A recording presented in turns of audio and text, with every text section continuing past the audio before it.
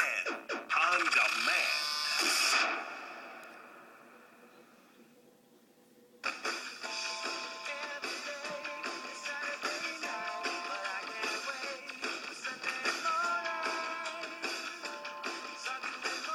A very good morning to you. Sunday morning it is, as we roll through the month of October. David Grossman is my name, and this is Sportsnet 590, The Fan. Lots of very interesting email from listeners, comments about our show last week and how much they enjoyed hearing Olympian Felicia George talk about her success in the role of her mother, and that was before her mother had passed away from cancer. And a few updates. Congratulations to Hamilton's Ben Daguilar from McMaster, who set the Canadian University record for the most sacks, and that, of course, is football. He was on the program, as was Marc-Andre Alexandre from Upper Canada College here in Toronto, who, well, let's just say he scored 3 touchdowns in his last football game, including an interception return for 108 yards. Fabulous performances. And on the show today, we got some more interesting stories about people, athletes who go out and do their best, and coaches who devote countless hours helping them. And here's a great story about a soccer player from Richmond Hill. Female, played 3 years at Ryerson, and let's just say there were some issues, including a mediocre Ryerson team, and some people say she was wise by doing what she did. Left for the nation's capital, and is now studying and playing for the University of Ottawa, the #1 women's university soccer team in this country. And I'm talking about one of their aces, Tessa Dimitrakopoulos, who's joining us right now. How you doing, Tess? I'm good, thank you. How are you? Very well, thank you. I hope I pronounced your last name correctly, because I've actually been studying it for a couple of hours. No, it was good, actually. It's perfect. There you go. I'm told that watching you with a soccer ball can be something close to, shall we say, amazing. Like you're an elite athlete. And I guess I kind of wonder, where do you get all this talent from? Or is it just come in the genes? Oh, wow, those are good compliments. Well, I've been playing for a really long time. I've been playing since I was like 3-4 years old.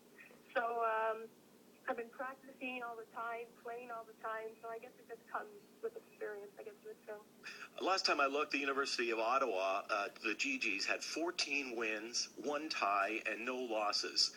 One would assume that playing in Ottawa is a lot better than a struggling, and that's, I guess, being fair, Ryerson team that has only 1 win in 14 games. Yeah, when I played for Ryerson, it was a little bit better, I guess, than this year. But still, it was kind of a mediocre team. We're in the middle of the pack kind of thing, fighting for a playoff spot. So the team with Ottawa is obviously a much better team. We got a real good group of girls playing. So, yeah, it's obviously a better situation. So, I mean, did you, as a former Rookie of the Year and a 3-time All-Star, make a mistake going to Ryerson, or is it just that you wanted to play on a winning team? No, I don't think it was a mistake going to Ryerson at all. You know, close to home, it was kind of what I knew, and it actually helped me, I guess you would say, shine. I don't want to kind of use that word, but kind of stick out, I guess, from the bunch. But I don't regret at all going to Ryerson. I loved it. I'm still, you know, a Ram, and I don't regret it at all.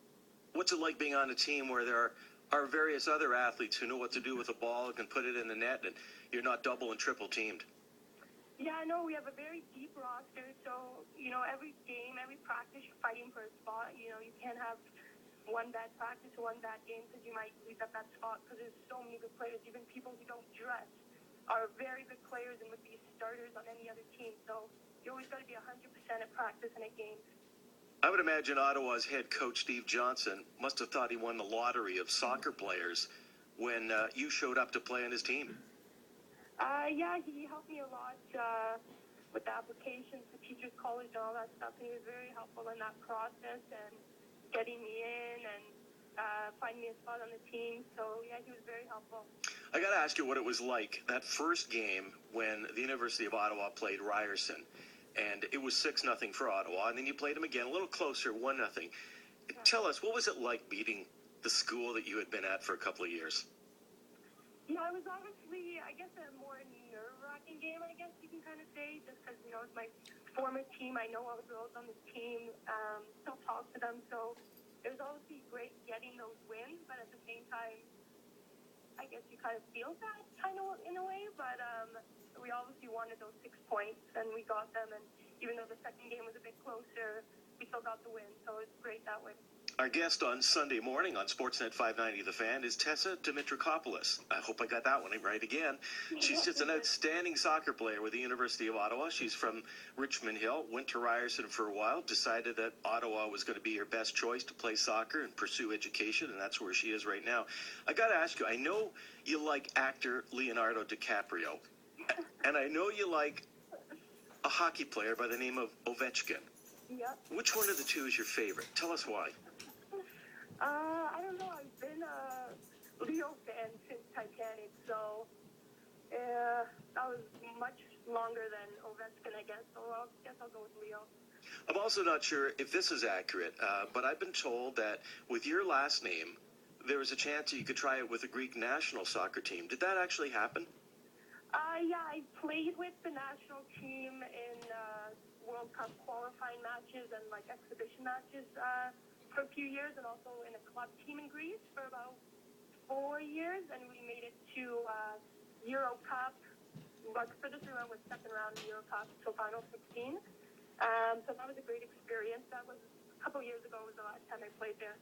You're also on an Ottawa team that's already beaten the defending Canadian champs from Queens. How good has this year actually been for you? And I guess will you be just disappointed with anything less than an Ontario title? Probably, yeah. This year has been amazing. We've only had one goal against so far, so that's been like a crazy statistic. One tie, we've had all wins otherwise. But yeah, no, it's been great. So yeah, I guess not winning the championship would be a pretty big disappointment. I find it's interesting that you had 29 career goals at Ryerson, and that's more than triple than any other player in the history of that program. How are you scoring for Ottawa? How am I scoring for Ottawa? Yeah, how many goals have you got so far this year? I have 4 this season so far. I obviously would want a couple more, but there's so many people on this team that can score. Like, our defense are scoring, our mids are scoring, our forwards, like everybody's scoring. So it's a team that can score from all around. So yeah, I want more, but we're getting the job done anyway, so it's not that big of a deal. Continued success, Tessa. Thanks for joining us. Thank you. Tessa Dimitrakopoulos, an outstanding soccer player with the University of Ottawa, and she's right here from home in Richmond Hill. Liz Sagan is